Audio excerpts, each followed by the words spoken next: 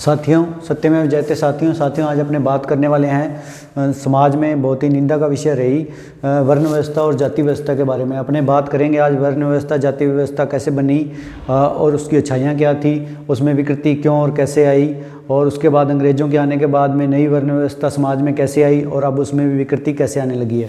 तो अपने सबसे पहले वर्ण व्यवस्था पे बात करेंगे। वर्ण व्यवस्था को समझने के लिए अपने वर्ण को समझेंगे। वर्ण होता है जब एक ही चीज़ के विभिन्न प्रकार के आधार पर उसका वर्गीकरण किया जाता है तो उसको अपने वर्ण कहते हैं। जैसे कि ध्वनि के विभिन्न प्रकारों के आधार पर उसका वर्गीकरण किया जाता है तो उससे वर्णमाला बनी। सूरज की रोशनी है, उसके विभिन्न प्रकार के वर्गीकरण से वर्ण बने, अलग अलग रंग बने। तो वर्ण व्यवस्था में जो उसका है व्रय धातु है, व्रय धातु का मतलब है वर्ण, वर्ण मतलब चयन।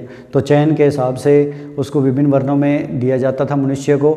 और जो वर्ण व्यवस्था का आधार रही वो कर्म था। कर्म के अनुसार उसको विभिन्न 4 प्रकार के जो वर्ण है उसमें डाला जाता था। लेकिन इसका जो आधार है वो ब्राह्मण थे।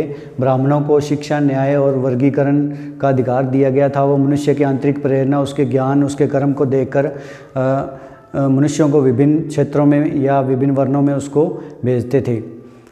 तो अपने देखेंगे और इस वर्ण व्यवस्था को लागू करने के लिए उन्होंने जो प्रकृति की जो अनुपम देन मनुष्य का शरीर है उसी को आधार बनाकर वर्ण व्यवस्था के 4 भागों में बांटा गया है। इसमें जो मुख्य क्षेत्र है वो ब्राह्मणों को दिया गया जो कि शिक्षा, न्याय और वर्गीकरण करते हैं, और जो भुजाएं हैं वो क्षत्रियों को दी गई जो कि व्यवस्था का पालन करवाने में और रक्षा करने के लिए उत्तरदायी थी। और जो पैरों घुटनों से नीचे का हिस्सा पैर है जो आधारभूत कार्य है समाज को चलायमान करने के लिए जिनकी ज़रूरत थी, और जो बीच का हिस्सा है उसको व्यापारियों को दिया गया जो कि अपने भरण पोषण के साथ पूरे समाज का भरण पोषण कैसे करना है और जिसको जो चीज़ ज़रूरत है उसको वहाँ पहुँचाते थे।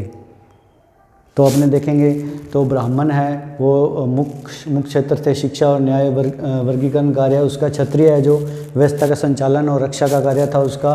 वैश्य है जो व्यापार करते थे, वो लंबे चौड़े क्षेत्र में फैले रहते थे और जिसको जो चीज़ की ज़रूरत होती थी वो उसको वहाँ पहुँचाते थे। शूद्र है समाज के जो आधारभूत कार्य हैं और समाज को चलायमान करने के लिए ज़रूरत थी जिनकी, और उसके लिए शूद्र को निर्धारित किया गया था। तो समाज के आधारभूत कार्य कौन से थे?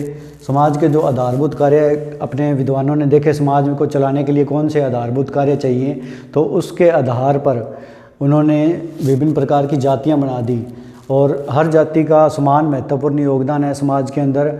जितने भी समाज में आवश्यक कार्य थे उनके अनुसार बनाई गई थी।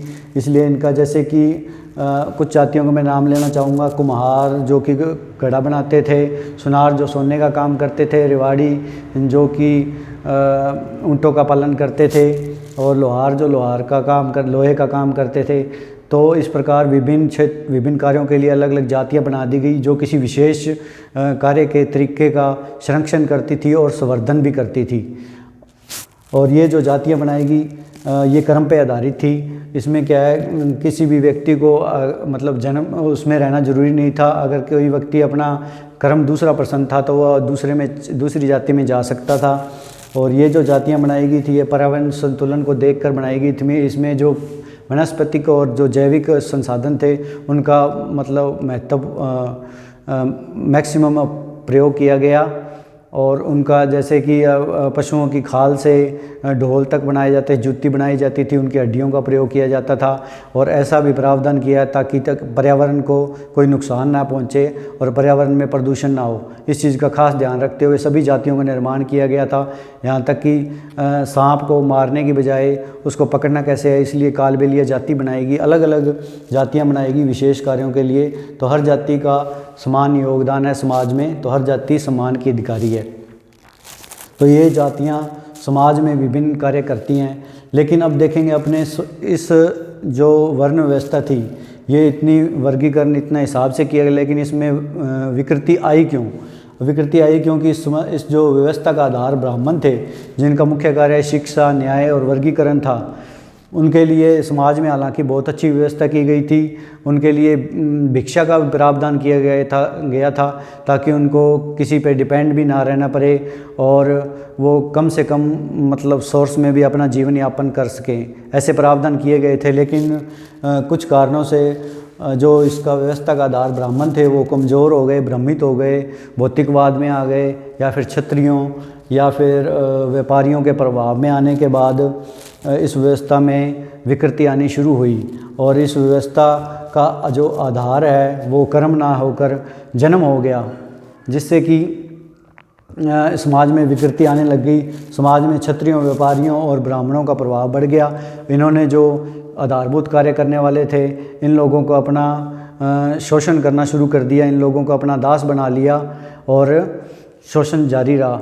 और धीरे धीरे जब अंग्रेज आए तो उन्होंने एक अच्छा कार्य, उनके आने से एक अच्छा कार्य हुआ, समाज में एक नई प्रकार की वर्ण व्यवस्था शुरू हुई, जिससे कि सभी समाज में समानता आई और समाज में ऐसे मतलब संस्थाएं बनाई गई जो विभिन्न समाज में विभिन्न लोगों का चयन करके उन्हें अपने अंदर ले लेती थी। जैसे कि कोई IAS बन गया अपनी मर्जी से, कोई शिक्षक बन गया, तो समाज में इसी वर्ण व्यवस्था के आधार पर मतलब चुनाव किया जाने लगा और चुनाव के आधार पर अपने कर्म के अनुसार मनुष्य अपने मनचाहे क्षेत्र में जाने लगा, मनचाहे क्षेत्र में जाने लगा। लेकिन धीरे धीरे क्या हुआ, इसमें भी पुनः विकृति आनी शुरू हो गई है। अब समाज में कुछ प्रभावशाली लोग हैं, जैसे कि कुछ व्यापारी हैं, कुछ शिक्षक हैं, मतलब प्रभावशाली लोगों का कब्जा हो गया है, जिन्होंने शिक्षा पर, व्यापार पर और व्यवस्था पर पुनः कब्जा कर लिया है,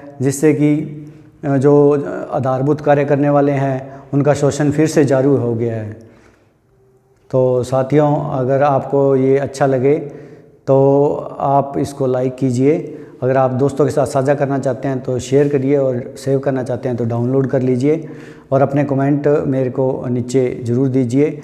और आपके कोई सवाल हैं तो भी आप नीचे कमेंट में दीजिए, मैं उसका जवाब देने की कोशिश करूँगा। बहुत सी बातें हैं जो मैं आपको अभी नहीं बता पाया, तो आप अगर कमेंट करेंगे तो मैं आपको वो भी क्लैरिफिकेशन कर दूँगा। Okay, thank you.